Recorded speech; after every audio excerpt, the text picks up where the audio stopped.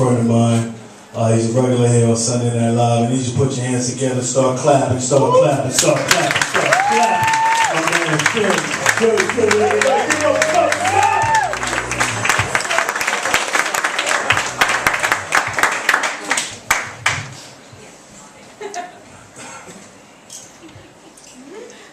How's everybody doing?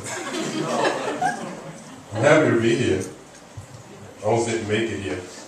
Almost died on my way to the show. I'll tell you. I was driving here from Brooklyn, where I live, and I was on Eastern Parkway, and I stopped at a red light, and some crazy Haitian lady hits the back of my car. She rear ends me at the red light, and before I could even react to the fact that she hit my car, she had already jumped out of her car and was in my driver's side window talking crazy. She was like, "What? What are you doing? Why did you hit the front of my car? Put the back of your car." What? She said, "Why did you hit the front of my car with the back of your car?" I said, "Listen, lady, I have no idea what you're talking about. You know what I'm gonna do? I'm gonna call the police." She said, "You're going to call the police?" Uh-oh. She reached in her pocket and pulled something out. And hit me right in my face. I said, "What the hell are you doing? That voodoo nonsense don't work on me. I believe in Jesus, stupid." And Jesus beats voodoo every time. Yeah. She was like, "That was no voodoo. That was cocaine. So when the police come, you're going to jail, you fuck assholes." Stop this. You're not supposed to be there. The cops came, I was talking like that lady. I was like, "Officer!" I don't know what happened. I hit it for the head cap.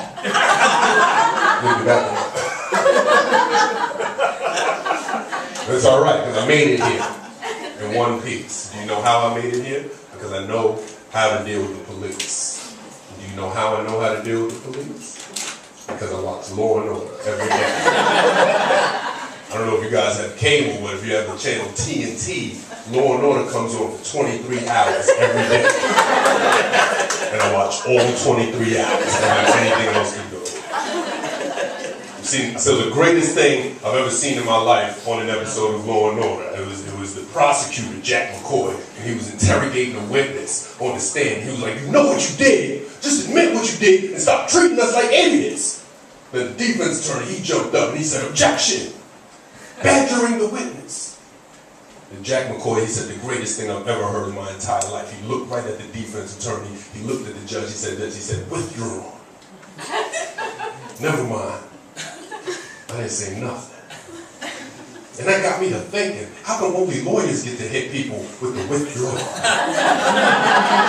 How come we all can't hit somebody with the withdrawal? You know what I mean? Like say you speed in your car and the cops pull you over. He says, "Excuse me, sir, do you know why I pulled you over?" "Yeah, I know why you pulled me over. You're a freaking idiot. There's people out here murdering people, raping people, there's pedophiles, there's terrorists, and you bothering me for doing 20 over the limit? Why don't you get out my face, you punk? Do some real police work." "I'm sorry, sir. I'm gonna need you to step out the vehicle." "Step out the vehicle? Withdraw." No. I didn't say nothing. Something you guys may not have known about me. I'm married. I have children at home. I have a wife. We argue. It happens. You know what we argue about? We argue about money. She's like, "How come you don't have any money?" I watch Law and Order all day. money I gave you? What happened to all the money that you had in your bank account? And I looked her right in the eyes. I was like, that money got withdrawn.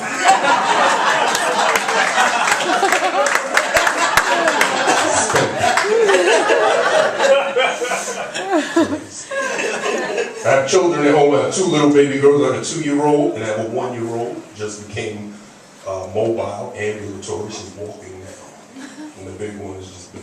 2 little baby girls. That can only mean one thing. That means my toenails are hot pink right now. I had no idea it didn't come off in the shower. I introduced a whole third-party chemical to get your toes not pink anymore. I was like, I'm just put on some socks. I ain't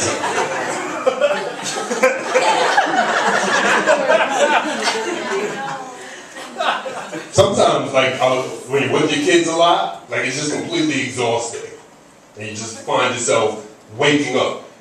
You didn't even know you went to sleep. You're just waking up out of nowhere. You're like, oh! Whoa! I was sleeping? I need to get myself together and finish driving home.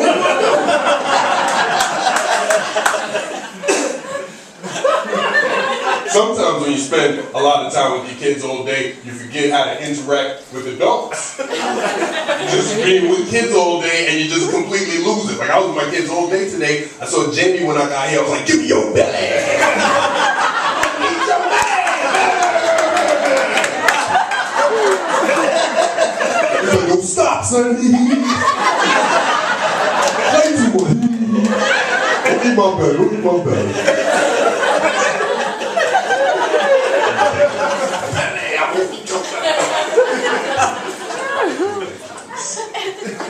I learned a lot about pregnancy that I was not previously aware of before I had babies. One thing I learned when people find out you're having a baby, they always want to give you their garbage. They're like, oh, you're having a baby? Well, maybe you want to take a look at some of my son's old baby furniture. I'm sorry, sir. Isn't your son 40 years old?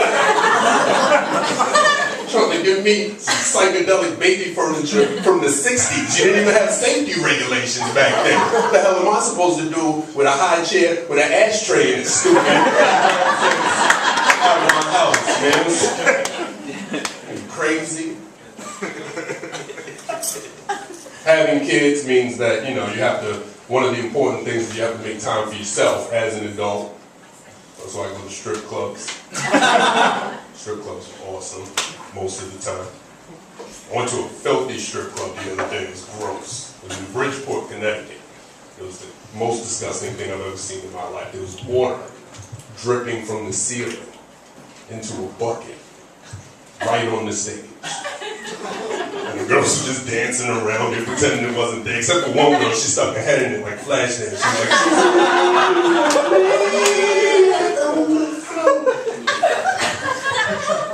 there was no pole. They had no pole for the girls. They just had one naked chick holding them out like, ow, pull it up, pull it up. I was so surprised when she came out that I spilled my drink. She's like, I got you, baby. Pull it up, pull it up. It's disgusting. So I left. I was like, I don't need to be here. This place is gross. I have children at home. I don't need to spend any money in here. So I got in my car and I got on the I-95 going southbound from Connecticut to Brooklyn. And I was driving. For the first time in my life, I saw a deer. I was like, oh, snap. Look at that deer, son. That deer is beautiful. Look how majestically it gallops across the 4-lane highway.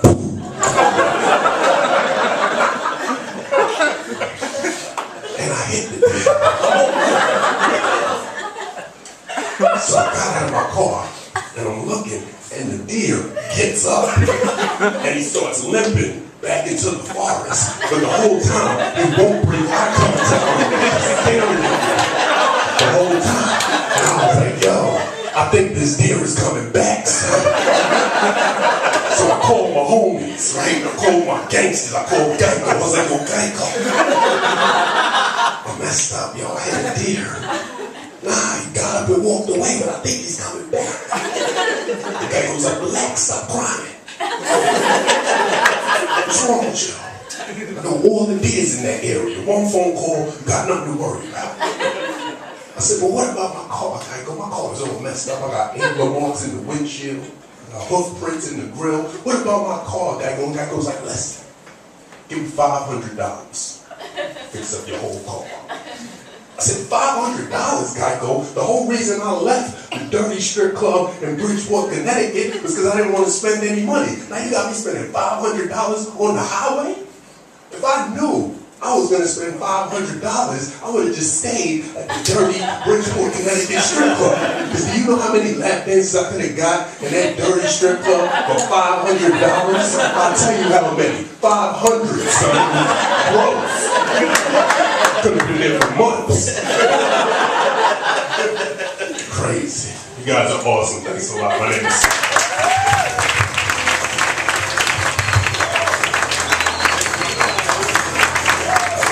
Let's keep going for 7, everybody.